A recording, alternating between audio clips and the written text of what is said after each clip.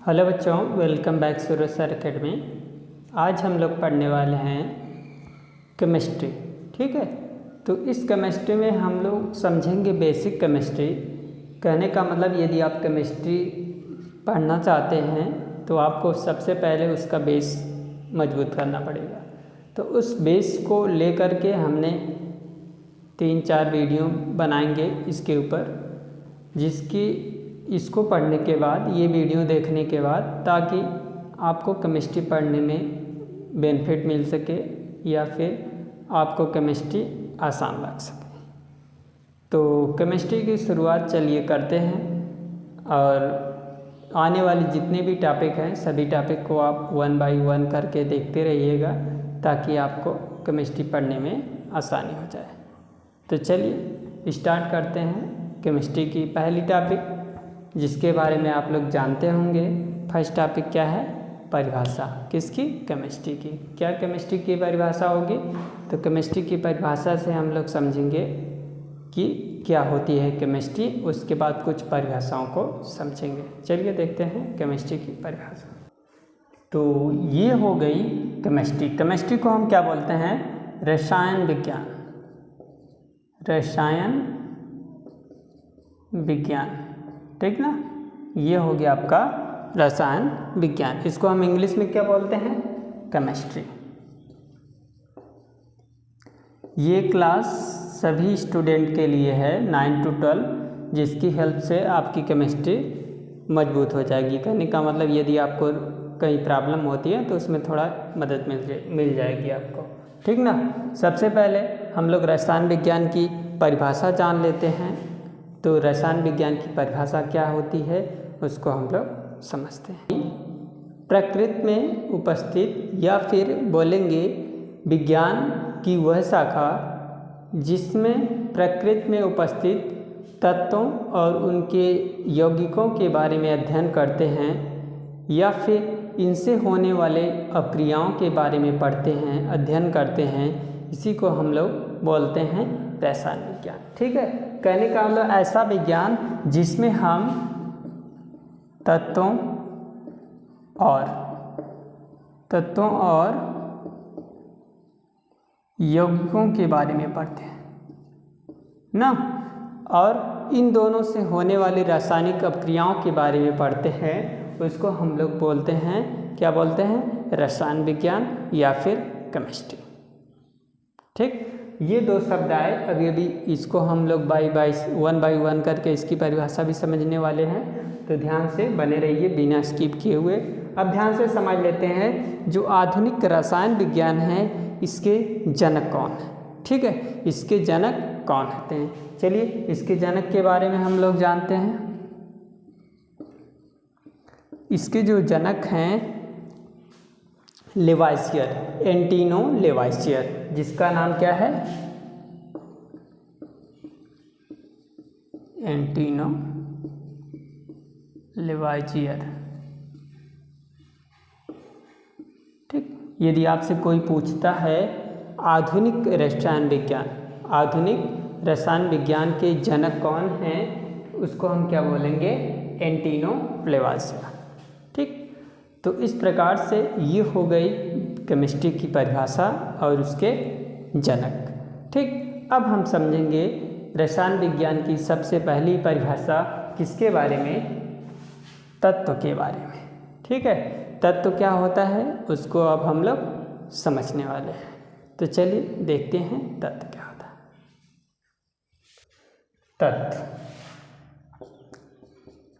तत्व जिसे हम क्या बोलते हैं? एलिमेंट्स। क्या बोलते हैं? एलिमेंट्स। तत्व जिसे क्या बोला जाता है? एलिमेंट्स बोला जाता है।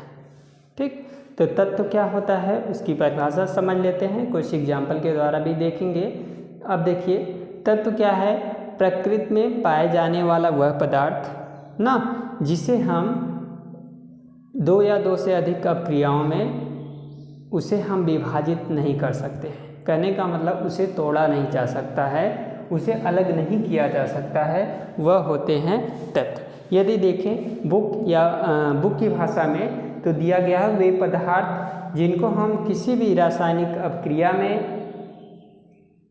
अपक्रिया के द्वारा 2 या 2 से अधिक सरल पदार्थों में नहीं तोड़ा जा सकता।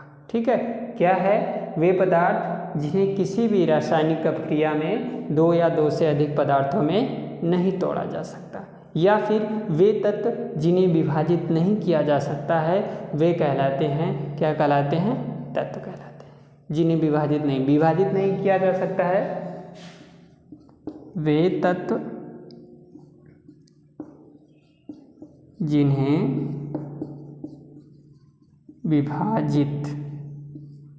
विभाजित का मतलब होता है तोड़ना ना, तोड़ना।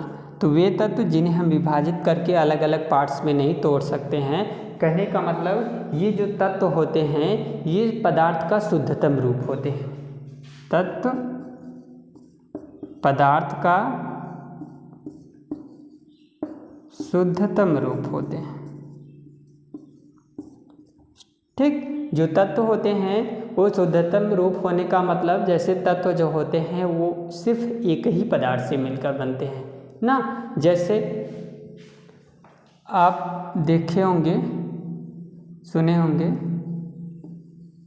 हाइड्रोजन ना, इसका सिंबल क्या होता है हाइड्रोजन का? H।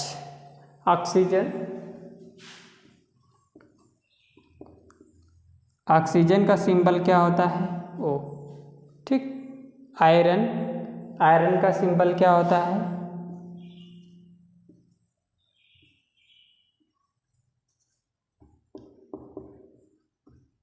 Fe। ठीक,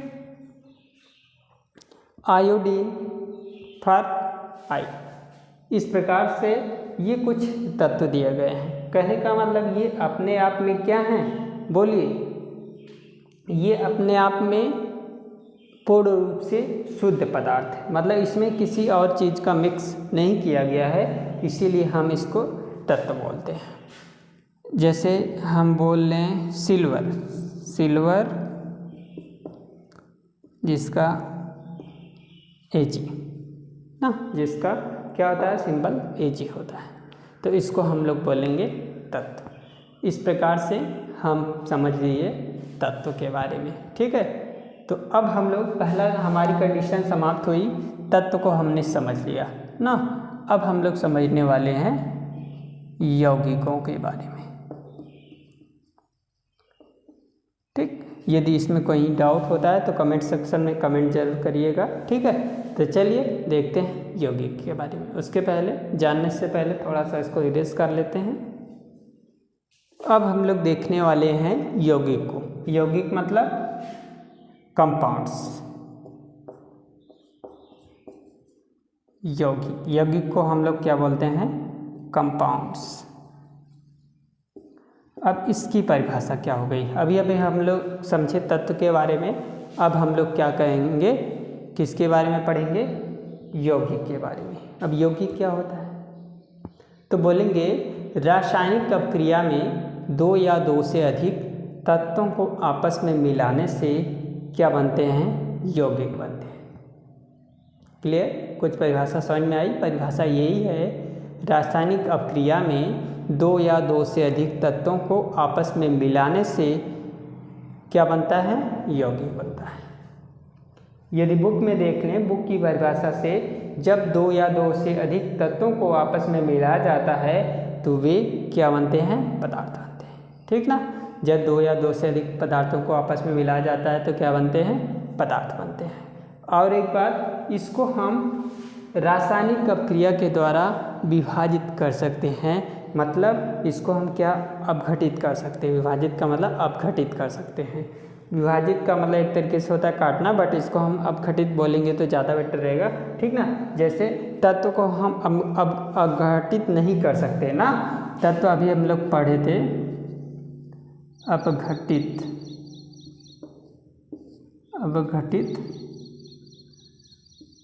नहीं कर सकते। ठीक, लेकिन यौगिक को हम अपघटित कर सकते हैं,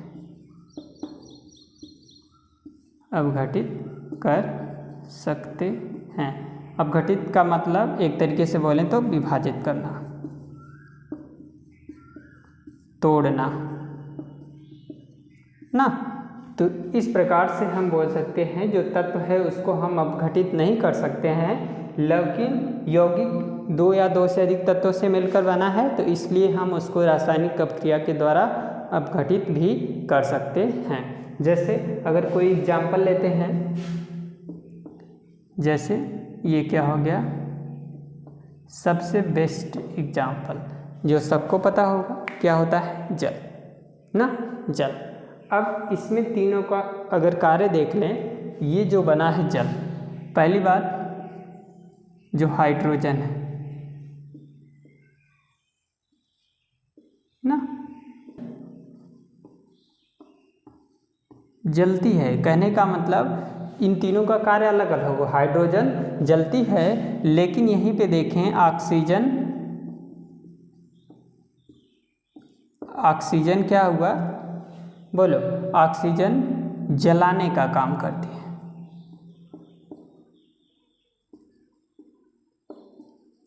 जहाँ पे ऑक्सीजन नहीं रहेगा वहाँ पे यदि आप किसी चीज़ को जलाना चाहेंगे तो नहीं चलेगी।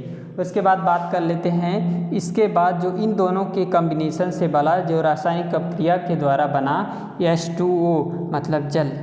जल क्या है, ये आग बुझाने के काम आता है, जैसा कि आपको पता है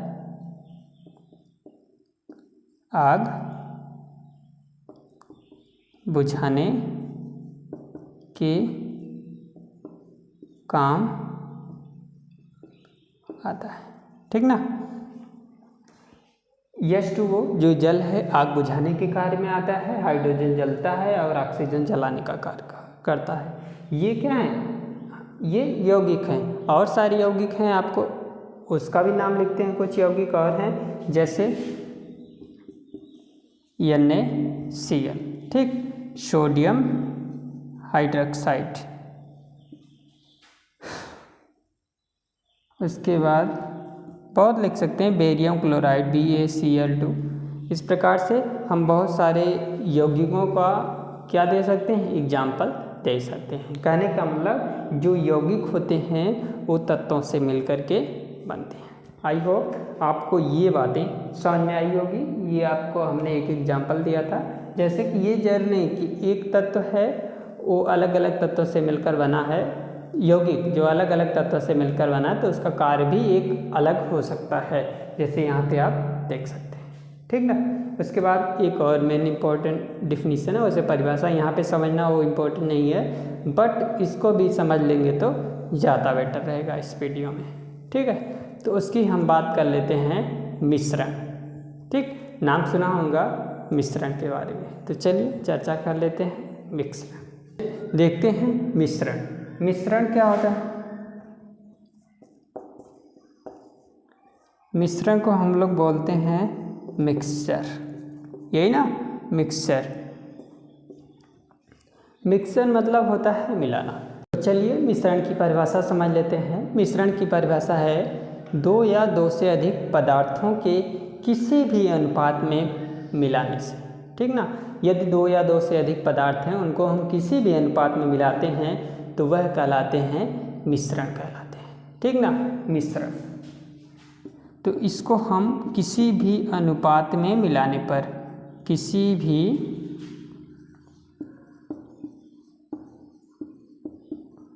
अनुपात में मिलाने पर, कोई भी अनुपात हो गया ना, सिंपल भाषा में बोलेंगे तो ये क्या होता है, इसको हम जैसे ही मिलाते हैं किसी भी अनुपात में मिश्रण बन जाता है। अब इसकी तो भी परिभाषा यदि ऊपर बोलें, इसके लैंग्वेज में बोलें तो ये दो या दो से अधिक पदार्थों को समान अनुपात में मिलाने पर यौगिक बनते हैं। दोनों की परिभाषा सेम है।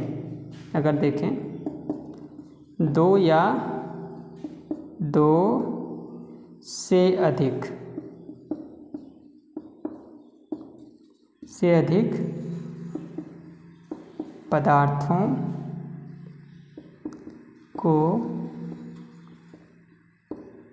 पदार्थों को समान अनुपात में मिलाने पर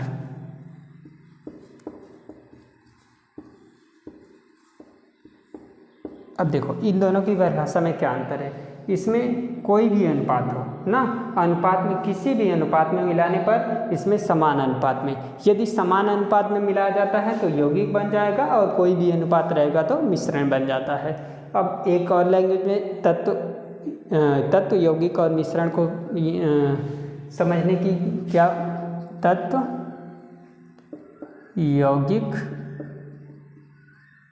और मिश्रण, यदि आपको पहचानना है तो कौन सा तत्व है, कौन सा यौगिक है, कौन सा मिश्रण है, तो कैसे पहचानेंगे। तत्व क्या होता है, तत्व फार्मूले में नहीं होता है, ठीक ना, फार्मूले में नहीं होता है, कहने का मतलब सिंगल तत्व होता है, वन तत्व से मिलकर बना होता है, एक ही पदार्थ से मिलकर बने होते हैं जो सिर्फ सिंपल होते हैं।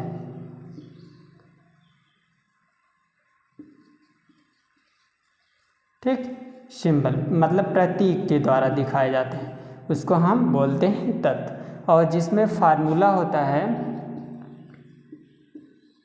फार्मूला ना, फार्मूला मतलब H2O, NaCl ये सब आते हैं, तो उसको हम बोलते हैं, क्या बोलेंगे,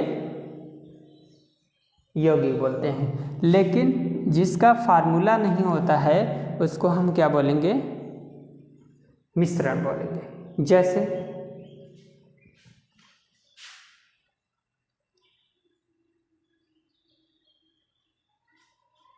जैसे अगर कोई बोलता है चीनी और नमक ना, तो ये इसका क्या हो गया, मिश्रण, तो इसको हम क्या बोलेंगे, ये क्या होगा, मिश्रण है। तो इसका कोई फार्मूला नहीं होगा, चीनी और नमक जो होता है इसका अलग अलग अगर बनाया जाता है, लेकिन क्या बोले जाते हैं, फार्मूले में अगर देखा जाए फार्मूला लिखा है तो यौगिक है, तत्व मतलब कोई प्रतीक लिखा है तो ये है, अगर सीधे सीधे नाम लिखा है तो उसको हम बोलेंगे मिश्रण। ठीक, तो इस प्रकार से ये था केमिस्ट्री का कुछ पार्ट्स, कुछ टर्म। इसके बाद आने वाले वीडियो में हम लोग इसके आगे चर्चा करेंगे, इसके आगे डिस्कस करते हैं। ठीक है, तो मिलते हैं फिर अगले वीडियो में, तब तक के लिए take care, bye bye, thank you for watching. Video अगर अच्छा लगा हो तो लाइक करना मत भूलिएगा।